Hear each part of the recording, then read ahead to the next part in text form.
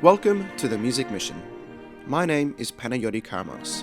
I am a music teacher in Sydney, Australia, as well as the conductor and director of the Modest Orchestra, an orchestra consisting of passionate professional musicians that prioritizes the education and enjoyment of music through the performance of staple works and new compositions.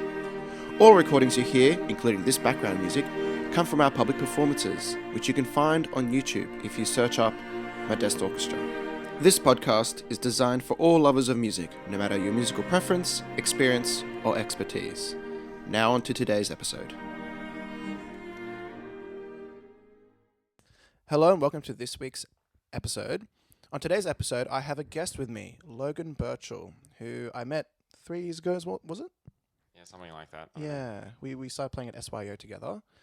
And he's a trumpeter, a choral conductor, a teacher, a brass teacher. What else do you do? I don't know, all-around scoundrel. Yeah. Let's just... Moving on.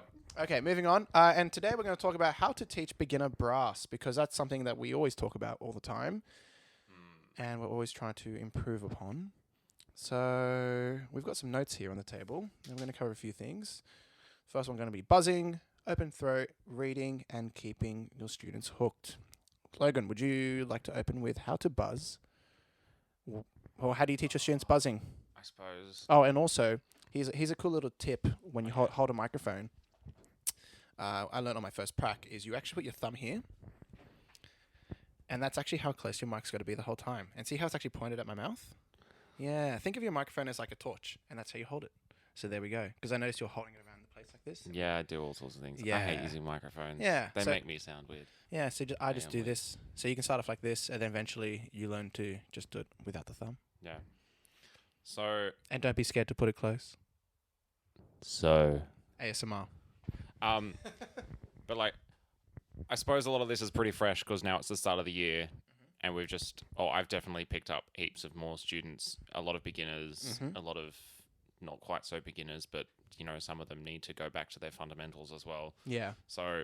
Teaching buzzing right at the start and getting that embouchure settled is pretty paramount of importance. I tend to do that first, like trying to get a nice tone happening. And like I always start with just mouthpiece buzzing. Just like take out the mouthpiece or take out the tuning slide and buzz down the lead pipe. Yes, that's such a good technique that I learned 2 years ago when I started learning from Gerasimos, who was my Greek trumpet teacher. That kind of transformed my playing as a professional trumpeter, which was just removing the tuning slide and going into the lead pipe.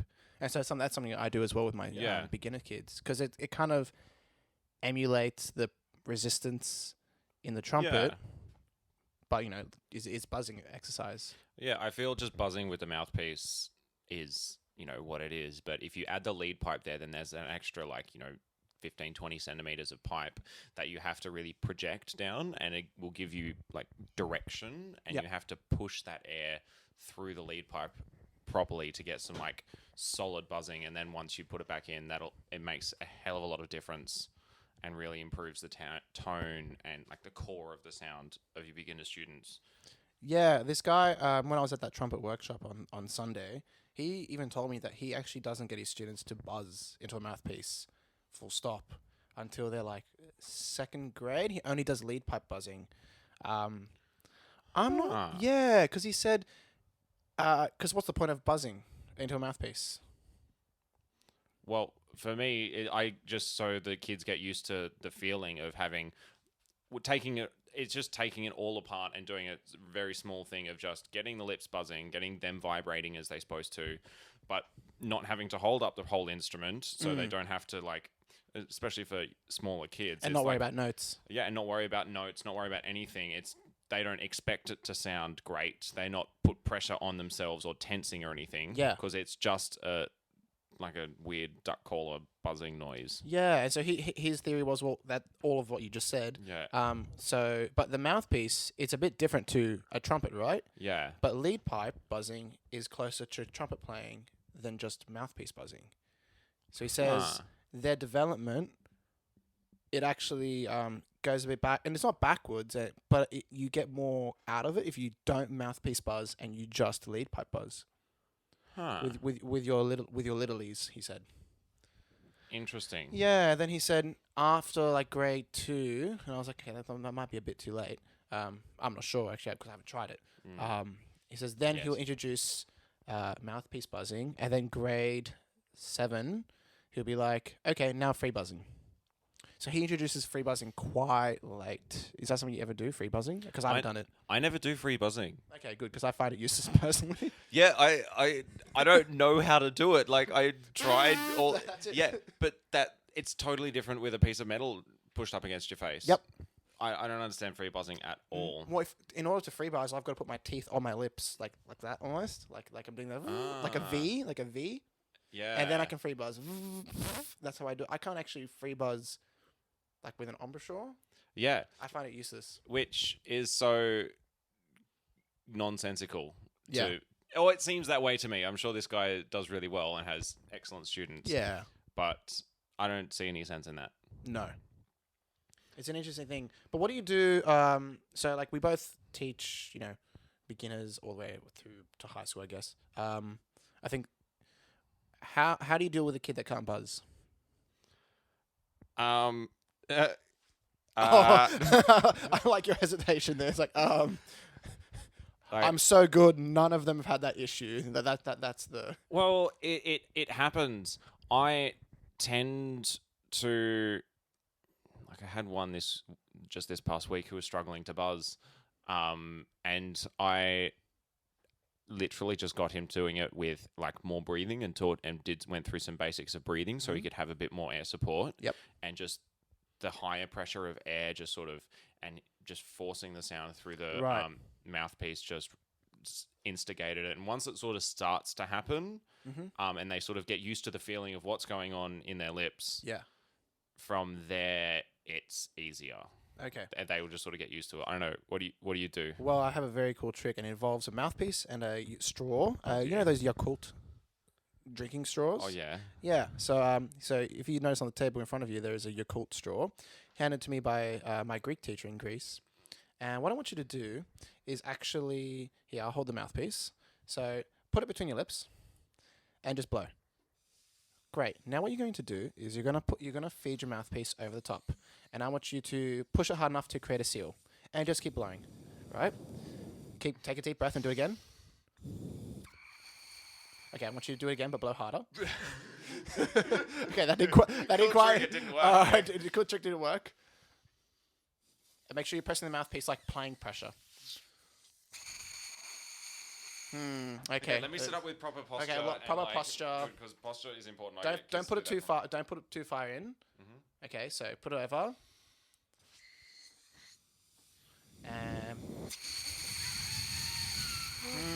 There we go. I think you just started buzzing intentionally. Yeah. Okay. I don't know. I've been playing quite a bit over the past few days, so my lips are pretty tight. Okay. Well, when my Greek teacher did it to me, because he didn't fix my embouchure. He just kind of made me change how I visualized it, and so he did that trick to me, and it's either going to work perfectly or it's not going to work like it did with you. And he pulls away the straw as fast as he could. Maybe I didn't remove it fast enough. And if you're blowing enough air, your lips would just start to vibrate.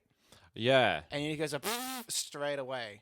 Yeah. And so I did that to a trombone girl, and it worked. Awesome. But her problem was that she couldn't tongue. She's like, I can't tongue. I'm in year 9 and I can't tongue. And I said, what do you mean you can't tongue? I said, oh no, my teacher can't teach me. Like, well, hang on, let me deal with this. So I got her just getting the straw and just going. Yeah. And then I got her with a mouthpiece over the top of the straw, doing the exact same thing. And then I quickly removed it, and what do you know? She was buzzing and tonguing. tonguing. Yeah, for sure. And like the whole group. This was in like a chamber group, an instrumental class. So that's one trick I use. It doesn't always work, but no. But I like the idea of using the very thin straw to like focus your lips. Yeah, that's what it does. And focus it right down into that finer point, which makes the ideal sort of hole in your lips that you sort of want. Yeah. And then the heavier blowing, which I was saying before, I try and get them just to blow really heavily, and the lips just sort of start vibrating by themselves. Yeah. And it teaches them like subconsciously that it's not the whole mouthpiece that's vibrating. It's going through a little tiny aperture. Yeah.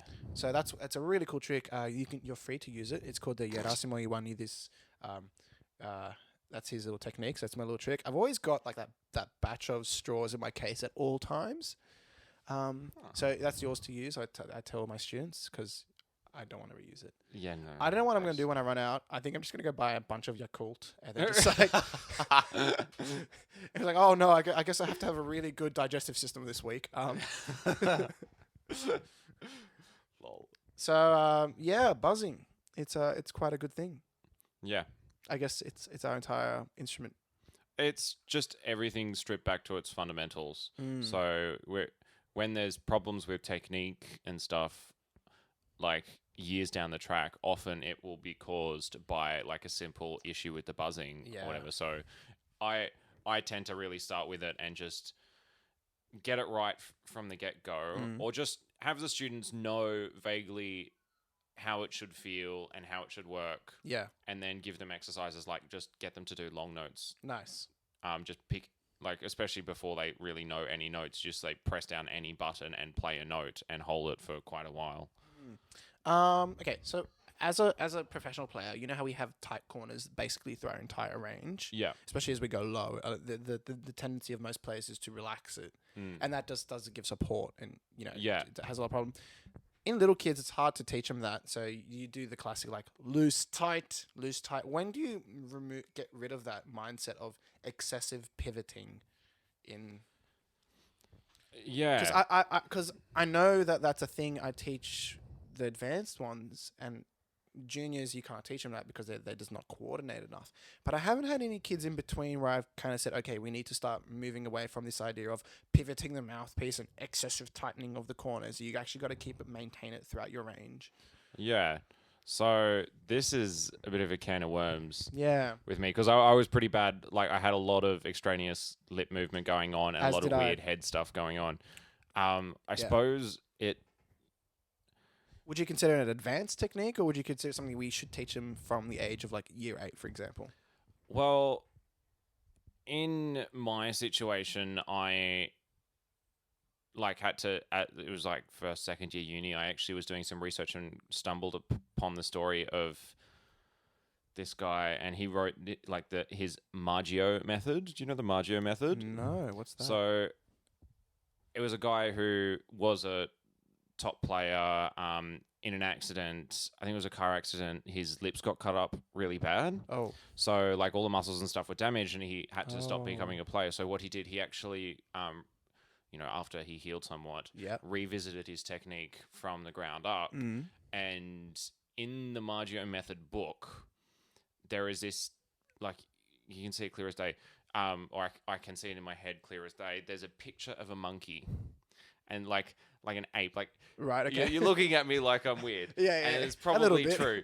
But there's this monkey there, and it's, how they can do that sort of cheeky thing where they sort of curl out their bottom lip a little bit, like and make like a kissy face sort of thing, and they actually I know what you mean. Actually push the corners of their mouth quite forward. Really? Quite forward and to the mouthpiece. So I see a lot of trumpet players, a lot of kids always like really tightening their whole face and squeezing to get it. So I have completely removed the word tight from my vocabulary when I'm teaching. Right. Just so smart. The kids never think to like tighten and squeeze. Yep. Whereas if they sort of push their the corners of their lips together, or like forward or whatever,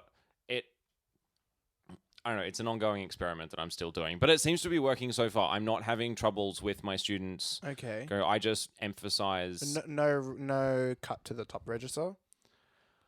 Not really, because I emphasize breathing. Yeah. And really... and diaphragm support. And what gets high notes is fast air. That is like the science of it. The faster the air is, the faster your lips will be buzzing, and therefore the higher the frequency, higher the pitch. Yep.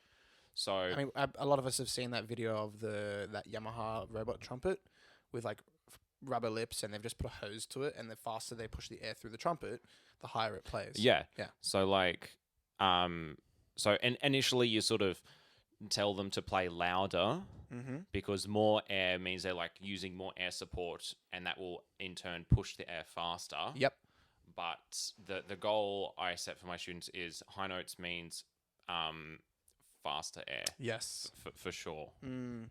And engaging like the lower muscles for your diaphragm. Yeah. Mm.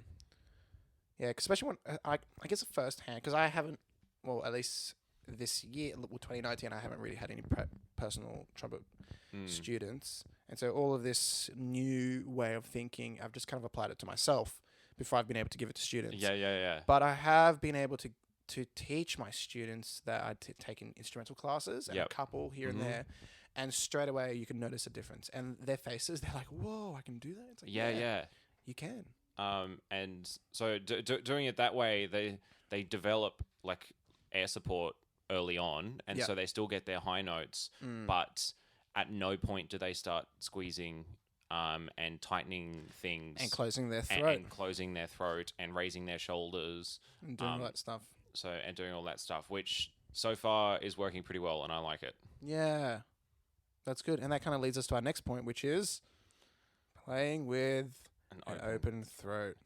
So yeah, I think that's one of the hardest things to do, is to always keep it open. Leanne, which she taught me, Leanne Sullivan, who I had for 10 years, I'm very fortunate for that. Always say, if you yawn, that yawning action, feel your throat, how it opens. That's your throat opening to 100% capacity. So she said, all right, just try that a few times. So I yawned, and you do the classic yawn like 6 times, and then try and play with that open sound, and you just try and open, try and simulate the muscles that relaxed into your playing. And for me, that kind of worked, but not with all students. Yeah. So how do you? That's the only thing I've got in my arsenal, really, I'd suppose, on how to tackle open throat. What do you do? I used to do when I was in high school. I used to have a really old mute which had quite a lot of resistance in it.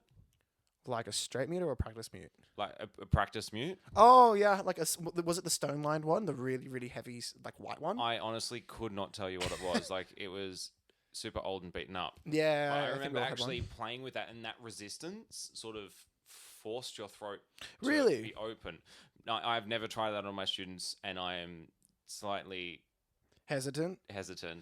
Yeah, I think when I was in year 6, I had a really dodgy practice mute, and I think my dad was like, "You should practice with the practice mute as much as you can, because it's like weight training," and it kind of worked. So maybe that's what it did to me. Maybe forced my throat open, because I was in year 6. I never realized. Yeah. But I haven't been consciously, other than Leanne, no one's really said anything other than relax your throat. Leanne was the only one that said yawn, emulate that, feel that muscle relaxing, and emulate that in your playing.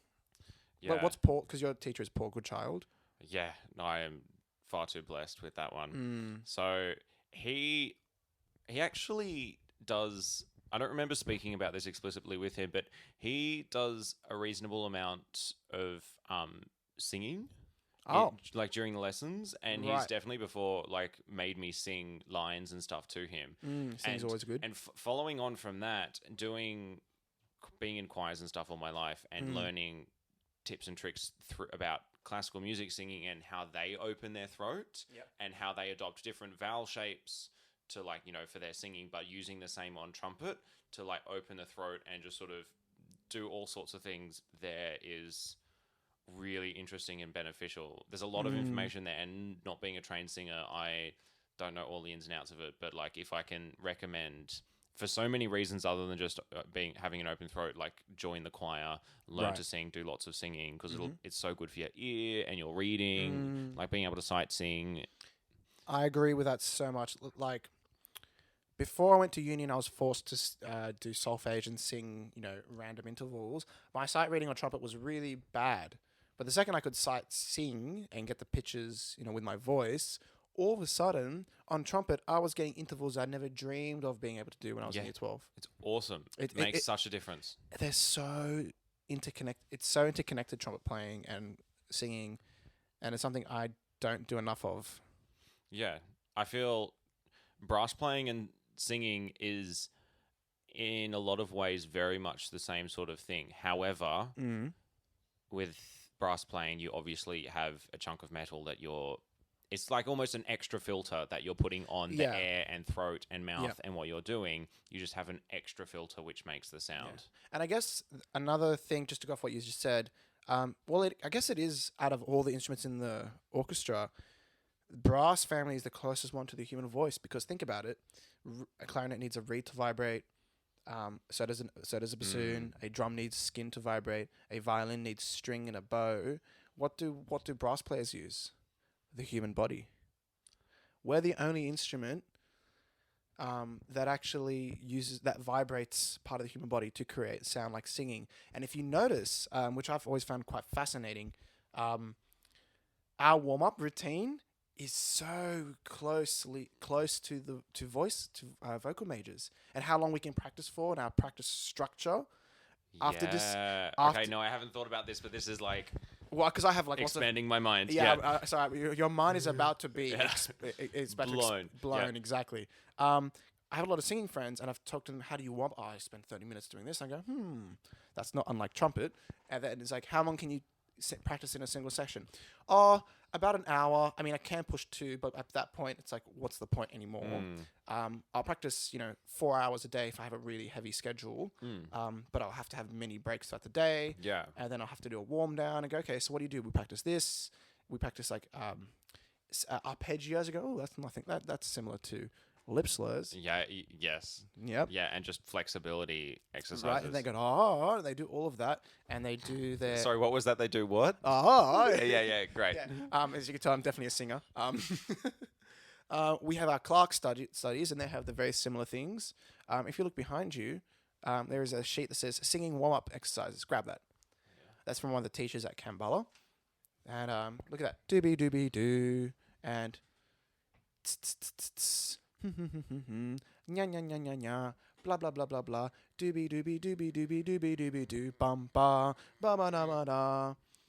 Yep. And we have chi chi chi chi chi. And then we have what does that say? T D. Tiddly tiddly tiddly tiddly tiddly, working, like our triple tongue equivalent. And then we have the arpeggio, doobie doobie doobie doobie doobie doobie doobie doobie. And so they have all these. Look, what interesting that they actually just, and they even long notes with dynamics. They have ma and then la. That was a bit flatter, and then goes up the F major arpeggio. Ba ba. Yeah, that was a really bad arpeggio. Apologies to those. I am a musician. I graduated the conservatorium, and now I'm teaching. Wow.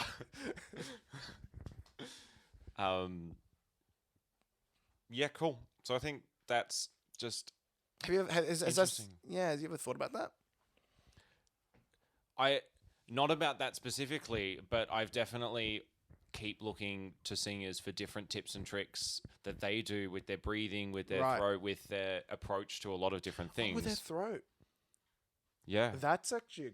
I've never actually... Do you think... I might actually ask a few singers and see what do they do to open up their throat. Yeah.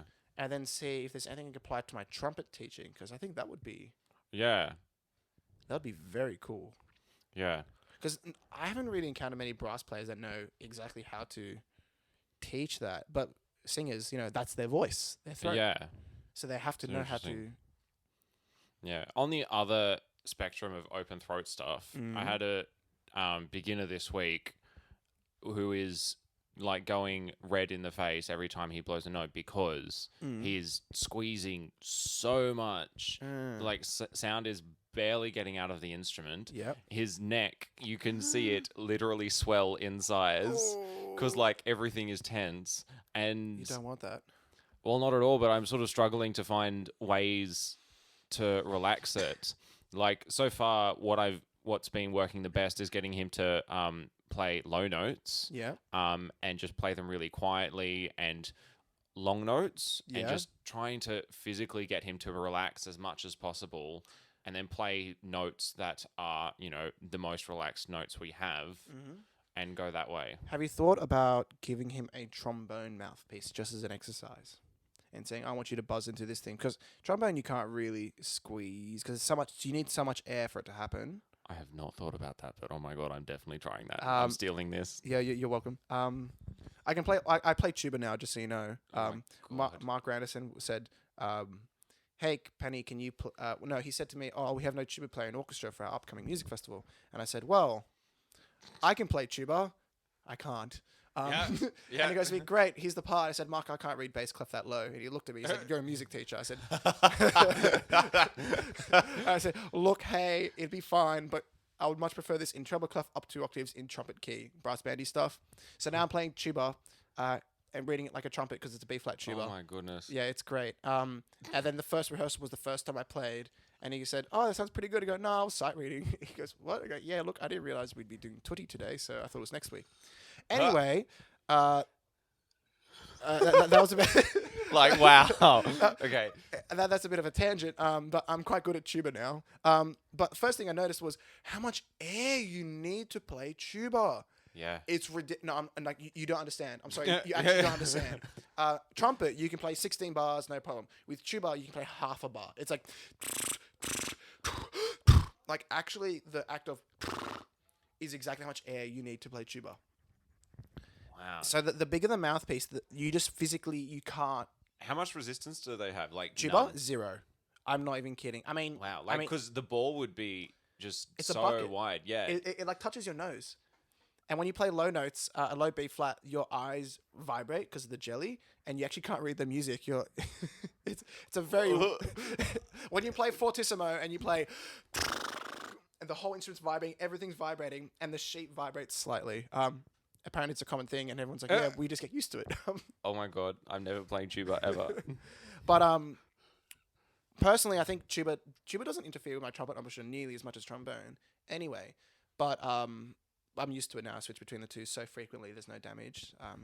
But that's something you could do with your student. Going back onto the matter at hand, give them a trombone mouthpiece. Just find one in the school cupboard and put it back and clean it.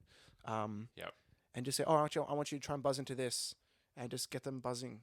Even give them a baritone and say, "Here's a tenor horn, like one that looks like a mini baritone." Give them that and just say. That's actually such a good idea. I'm definitely doing this. Yeah, and then I need to go steal me a trombone mouthpiece. Steal you a trombone mouthpiece. I think the worst thing you could possibly do is say, "Here's a horn mouthpiece." Oh yeah. Oh, don't get me started on horn players. Speak for yourself. Speaking.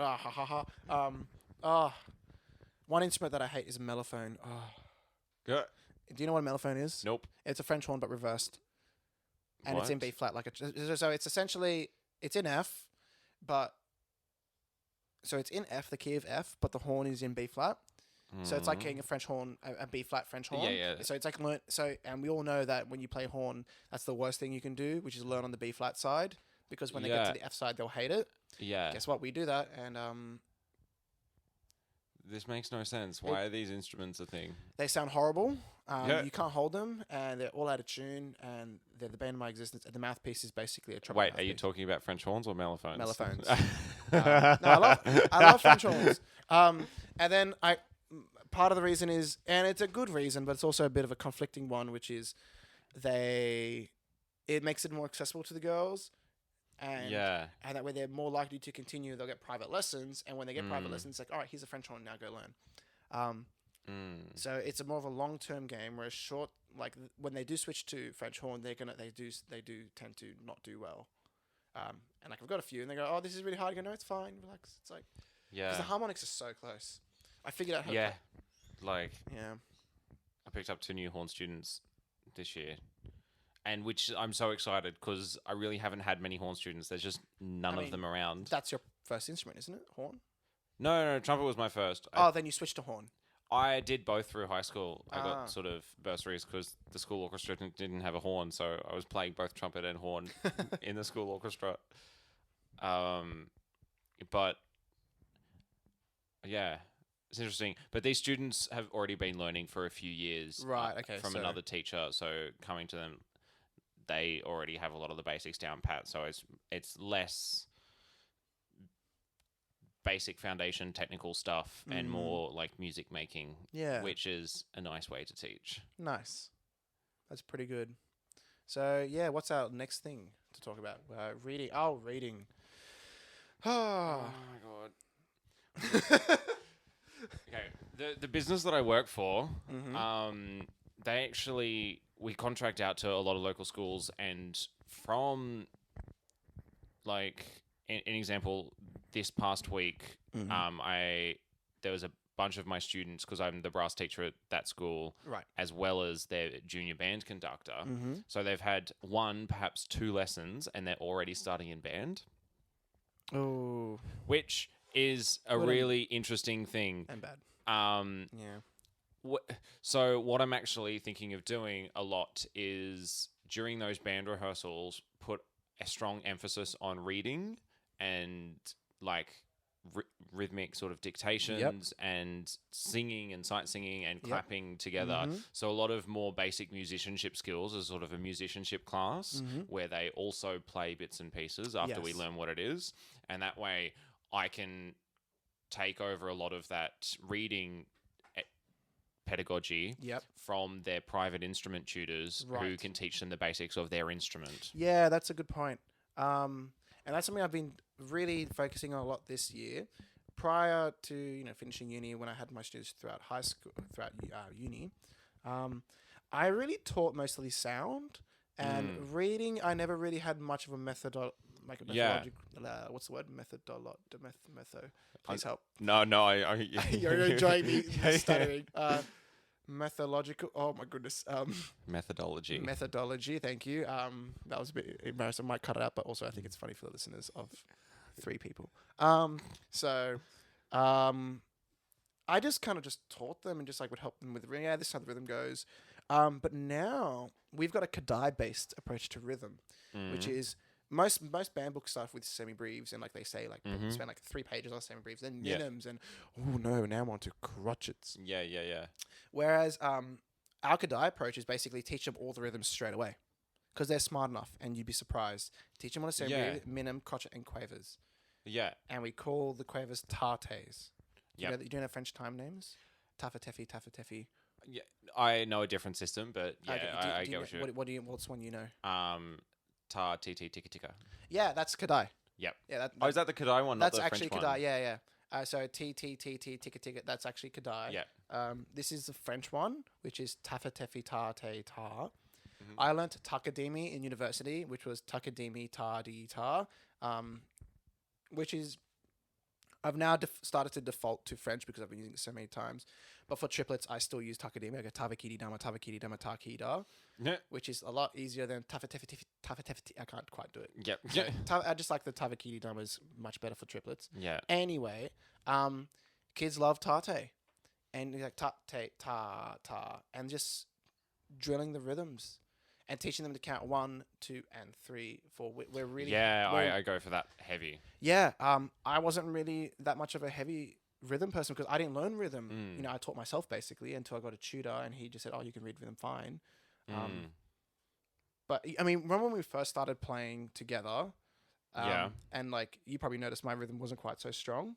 Yeah, my intonation wasn't. Yeah, so okay, yeah. And here we go. So okay, so you weren't so indestructible. But I had good intonation, so I'll give myself that. Haha. Yeah.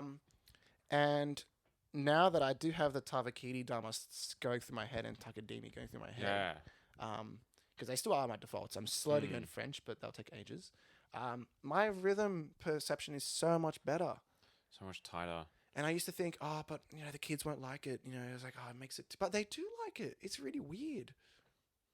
Yeah, no, I'm liking this. I'm gonna use my new junior band, this one I've just been talking about, as guinea pigs. Yeah, just draw the rhythm on the board and go. All right, everyone, gonna clap it. 1, 2, and 3, 4. 1, 2, and 3, 4. First half go, second half, and then you clap the pole, and they love it. Yeah, they love the repetition, which I'm finding really fascinating. And like half of my instrumental lessons, 'cause I do lots of junior. I've got the entire loading for junior school now for brass. They love it. They really do. I do think they would. Yeah, I'm definitely going to do more of this. It's funny, when I first started teaching, I was so focused on especially embouchure, because it's been and like tone and getting and making sure they're not like tensing and like having it tucking their lips under and stuff and making sure, because when like 10 years down the track, they're the big issues that like I personally wish were fixed, you know, how many years ago before they became an issue. Whereas what ended up happening is I had a lot of students who could play quite well, like their abilities was like great, but their reading was really terrible. So the rate at which they learnt material was really slow. So they would get really bored. Yep. Yeah, and engagement just... Yeah. So I have to... so now I'm bringing in reading skills like a lot sooner. Yeah. That's the first thing you teach me. Go, okay, semi-brief 4, minim 2, crotchet 1, 2 quavers 1, quaver half. Like, yeah. And we just drill that. And you make it a fun game and they love it. One of the things... at school, the philosophy tends to be, especially in the wind department, is teach them if we get rhythm out of the way as early as possible, well then the kids won't go into new music freaking out because like, oh, what's the rhythm, what's the notes, what everything. They'll go, oh, I know this rhythm, it's easy, I can play it, do do do do do do do do do do. Yeah. All I've got to do is figure out the fingering, and so I'm starting to think this might be like teach them absolutely how to be rhythm pros as early as possible. That way when they, you know, and by that stage when they're super young, you can't really teach them the nuances of embouchure. Yeah. So while they're, you know, still developing their embouchure at a young age, obviously you've got to model and make it good, but teach them to be absolutely rhythm guns. And then by the time the second or third year happens, it's automated and you can then start teaching them embouchure. And like good sound and like really honing in on it. And I suppose by that stage, like they can take music home and learn it themselves. Like you can just give them a set of charts and they can learn it. Yes. And then you don't actually have to teach it to them.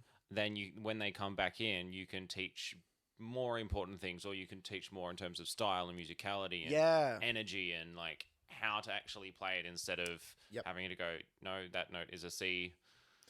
Yeah. And this is the rhythm, clap it with me. And I think, I don't know, I was always too scared to think that this might be a bit too beyond them, a bit too hard, a bit too, you know. But if you make it a game and you do clapping, and Mark is all about kinesthetic activities, so I get them to stand up and go, all right, you're going to march, and you're going to go. Oh, yeah. They love marching. Even the year 12s, they all love marching. It's a great thing. I learnt to... play in compound time. I learnt like weird time signatures from Chris Howes. Yes. Oh, I love Chris. He's an absolute legend.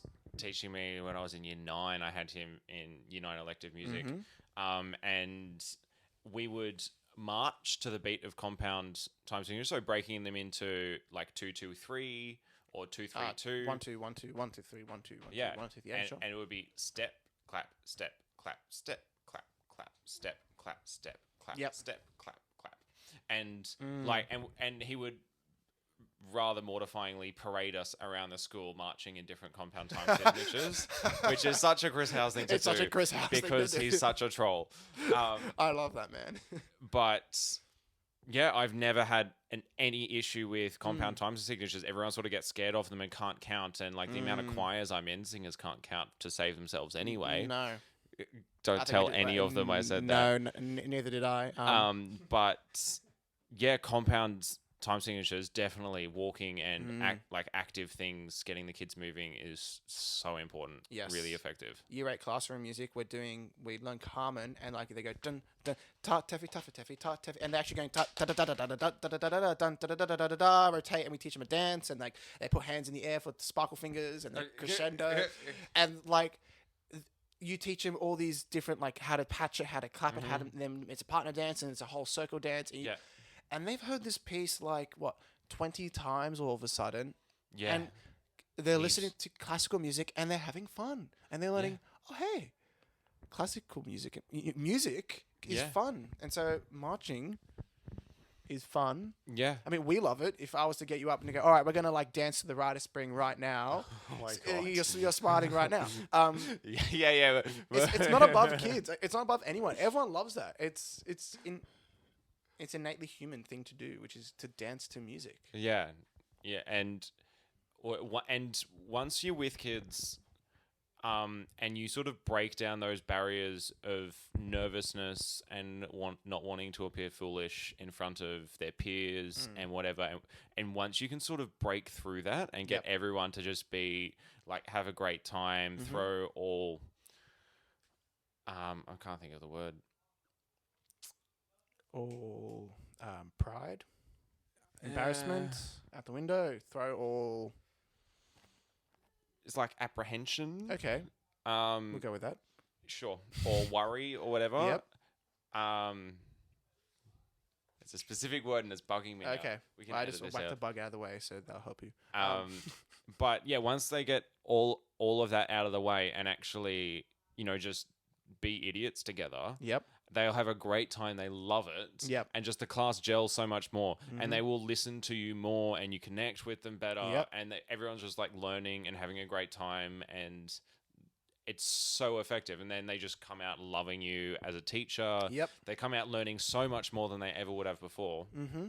So yeah, I think that basically covered our last topic, which was keeping them engaged or keeping them hooked. keeping them hooked. Which was all that stuff we just said. Yeah. Making it fun, making it realize, hey, it's more than just sitting down and going, this is a C and this is a crotchet E and T, T, T, ta, ta, ta, tiffy.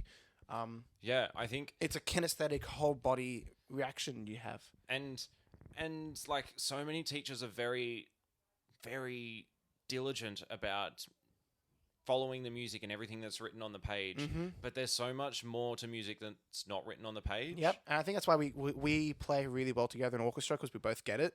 Yeah, there's so much more that's not written on the page. Like it doesn't have, with heaps of energy, like everyone's about to get up dancing, all that sort of stuff is not written on the page. No, it's not. Yet, you should still play it that way because it's awesome. And that's what is, going to make your audience like have a great time, because like part of the reason we perform and are musicians is for our audience and to have and connect with other people and bring them into our music and just get everyone going together, and that's just so much more enjoyable. Yeah, it is.